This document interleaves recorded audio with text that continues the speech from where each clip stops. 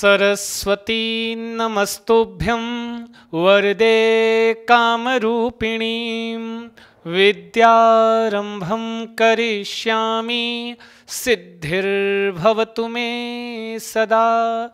नमस्कार, स्वागत है आपके जाने से पहचाने से यूट्यूब चैनल आपके अपने संस्कृत चंद्रा पर में। दोस्तों, मेरे प्यारों, मेरे भावी शिक्षक और शिक्षिकाओं, आशा है विश्वास है आप होंगे स्वस्थ और आप होंगे मस्त, कर रहे होंगे अपने एग्जाम की तैयारी।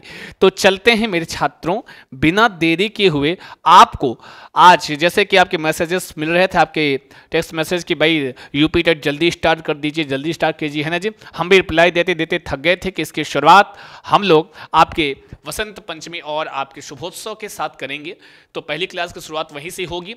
उसके पहले हम चर्चा करेंगे संस्कृत के पाठ्यक्रम की यूपी टेट में आखिर आपको पढ़ना क्या है।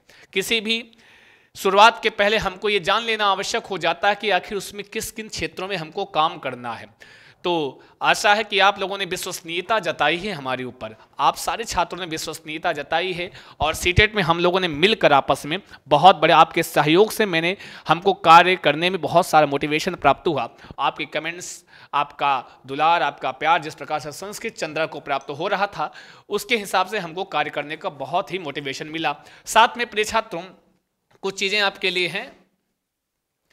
ये देखिए, हम अभी अभी बैच आपके लिए लेके आए कि संस्कृत के लिए केवल की 159 ओनली 159 है ना जी। इसके लिए ज़्यादा परेशान नहीं होना है, इसके सुविधा शुल्क के रूप में आपके लिए रखा गया है ना जी।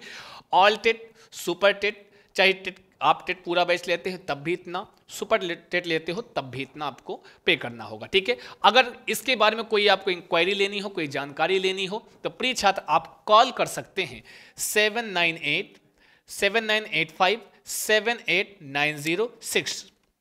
ठीक है जी। आप इस पे कैसे 7985789062 पे आप कॉल करके पूरी जानकारी आप प्राप्त कर सकते हैं, ले सकते हैं, ठीक है जी।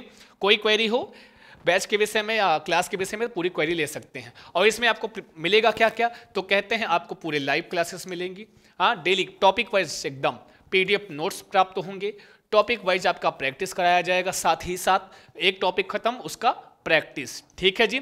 फिर और इन सब की विषय में कोई क्लास के बारे में तो आप कॉल इसी नंबर पे आपको करना है। प्रिय छात्र, आगे बढ़ते हैं, चलते हैं, हम लोग चर्चा करते हैं सबसे पहले किसकी जी, तो आपके संस्कृत के पाठ्यक्रम की यूपी टेट में आखिर आपको कहाँ कहाँ से पढ़ना है, क्या क्या पार्ट आपको संस्कृत में पढ़ लेना है। आइए शुरू करते हैं जी। देखिए जी, एकदम क्रम से हमको देखना है। सबसे पहले हमको संस्कृत भाषा में माहेश्वर सूत्र, क्योंकि माहेश्वर सूत्र के बिना किमपि संभवम नास्ति, बिना माहेश्वर सूत्र के हम लोग आगे बढ़ ही नहीं सकते हैं, शुरुआत नहीं कर सकते हैं। तो माहेश्वर सूत्रों की हम चर्चा करेंगे। 14 सूत्र होते हैं, यहाँ ये आए, कहाँ से आए, कैसे है, सारी चर्चा हम इसमें करेंगे। फिर अभी देखिए, हम कुछ पढ़ा नहीं रहे हैं कि इनके बारे में ज़्यादा मैं बताऊँ, हम आपको ये बताने आए हैं कि आपको आखिर क्या क्या टॉपिक आपको यूपी टेट में जो 30 अंक के लिए, इसका अंक कितना है, तो 30 प्रश्न होते हैं, हाँ 30 प्रश्न होते हैं और 30 अंक होते हैं, ठीक है जी। अंक कितने, 30 अंक होते हैं आपके, ठीक है जी। अंकों की संख्या 30 अंक पूछे जाते हैं और प्रश्न भी आपके कितने होते हैं, 30 होते हैं। प्रश्न की संख्या कितनी होती है, 30 होती है। और इन 30 अंकों में हमको ये सारे टॉपिक आपको पढ़ने हैं। वर्ण विचार में आपको स्वर भी पढ़ना है, व्यंजन पढ़ना है, ठीक है जी। पहले माहेश्वर सूत्र, फिर माहेश्वर सूत्र के बाद हम लोग पढ़ेंगे प्रत्याहार, क्योंकि जब प्रत्याहार सीख जाएंगे तब वर्ण विचार समझने में और आसानी आपको हो जाएगी, ठीक है जी। चलते हैं, उसके बाद जो चौथा हमको कुछ ये है ना जी, ये गुण वृद्धि ह्रस्व अनुनासिक लिंग वचन इत्यादि, पुरुष विभक्ति, कारक, गण, लकार, ये सब पढ़ना है, ठीक है। फिर कहते हैं क्या, वर्णों का उच्चारण स्थान, जो आप स्वर और व्यंजन पढ़े हैं उन स्वर व्यंजनों का उच्चारण स्थान पढ़ना है और उन्हीं वर्णों का आपको आभ्यंतर एवं बाह्य प्रयत्न, चूंकि इसमें कुछ वर्ण होते हैं, कभी वर्ण दे देगा, पूछेगा इसमें कौन सा प्रयत्न है, आभ्यंतर है या बाह्य, या फिर बाह्य प्रयत्न, निम्नलिखित में से बाह्य प्रयत्न कौन है, तो आपको वर्ण दे देगा, ठीक है। तो ये कितने प्रकार के होते हैं, कौन कौन से होते हैं, किन किन आभ्यंतर या बाह्य प्रयत्नों में कौन से वर्ण आते हैं, इनके बारे में हम डिटेल से चर्चा करेंगे आगे जब क्लास स्टार्ट करेंगे, ठीक है जी। फिर कहते हैं व्याकरण शास्त्र की प्रसिद्ध संज्ञाएं एवं परिभाषाएं, जो व्याकरण है उसमें भी संज्ञाएं कहें, अब संस्कृत में भी संज्ञाएं पढ़नी पड़ेंगी, परेशान मत हो जाइए, कि संस्कृत में वैसी संज्ञाएं नहीं है जैसा आप हिंदी में पढ़ते हैं, जातिवाचक, समूहवाचक, कोई वाचक नहीं है। यहाँ पर संज्ञाएं क्या है, संज्ञा मतलब नाम होता है, तो कुछ पारिभाषिक शब्द हुआ करेंगे जिसको हम आगे हमारे व्याकरण शास्त्र में आगे पढ़ने पे हमारे वो हेल्प किया करेंगे। तो कुछ संज्ञाएं होंगी, जब हम क्लास देंगे तो बहुत अच्छे से समझाएंगे और सेकंडों में समझ में आएगा, चिंता मत कीजिएगा, ठीक है जी।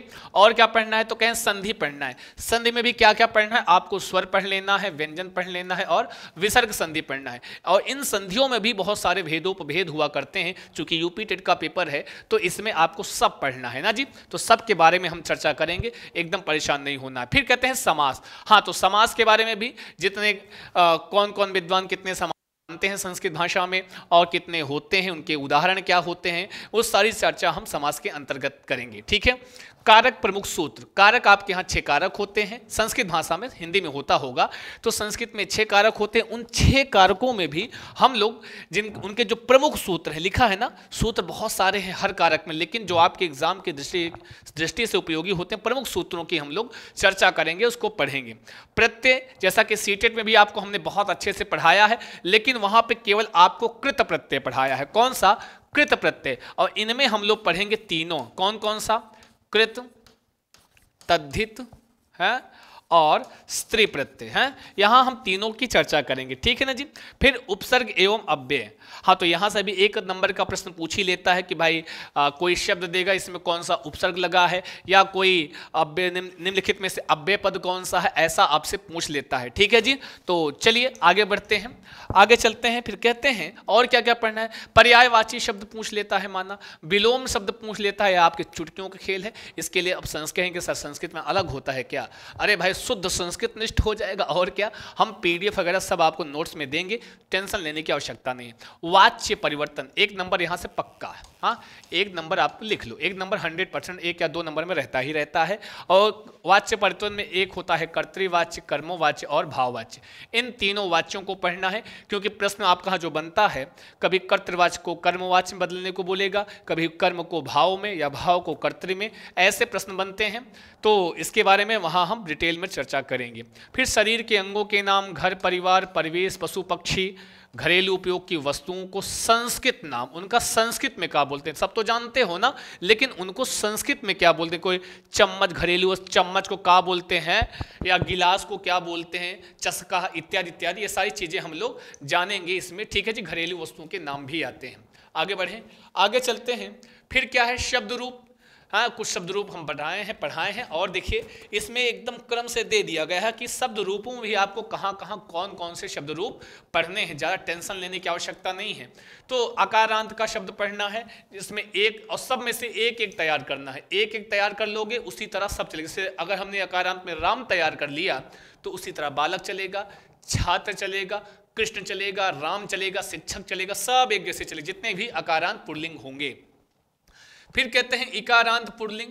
तो इकारांत पुल्लिंग का अगर इकारांत का कोई शब्द होगा तो वो सारे एक जैसे, जैसे हरि हो गया, मुनि हो गया, हरि याद कर लिया, उसी तरह आपको मुनि चलाना है, उसी तरह कवि चलाना है। तो ये सारे चीजें एक एक सब में से हमको तैयार कर लेना है और हम बताएंगे कैसे पढ़ना है।